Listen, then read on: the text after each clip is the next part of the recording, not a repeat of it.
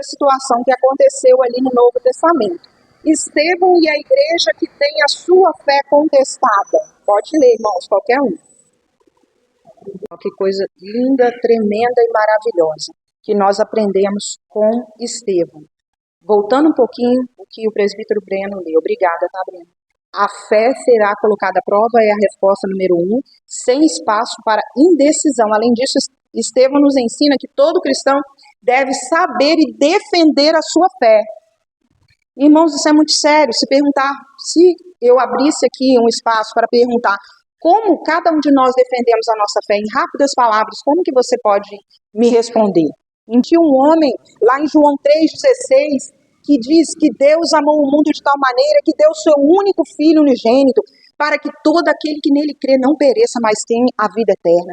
Por isso que eu defendo a minha fé, porque antes de mim veio um que morreu por mim, e ele deu o seu Filho. Aí você começa, olha você evangelizando a pessoa. Pode me ajudar? Cristãs, porque se a gente fosse perguntar àquelas pessoas que eu falei, eu defendo Buda, Maomé, Allan Kardec, eles têm base, e eles provam para você porque que eles defendem. E nós cristãos, como é que a gente faz? Exemplo também de Pedro. Pedro prova fé, não através de um único ato, mas pela sua persistência e resistência diante das provações, perseguições da vida.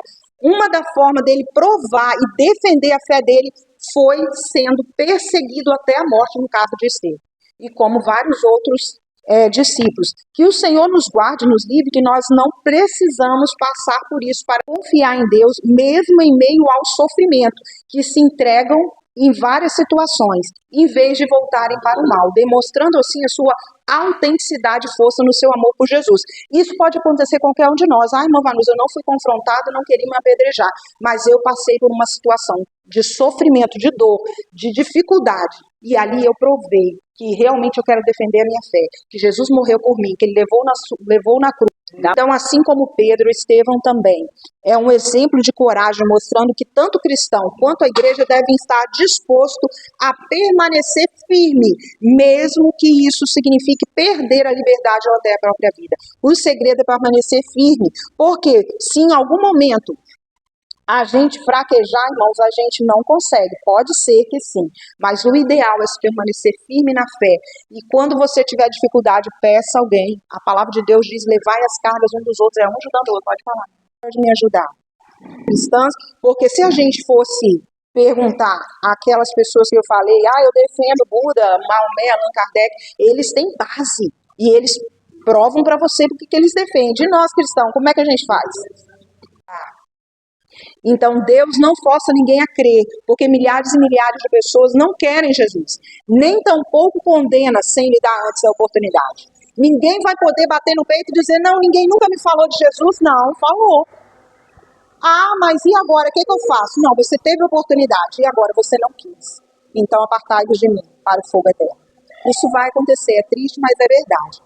O texto mostra que o Espírito Santo não tem espaços em corações endurecidos. Meu Deus!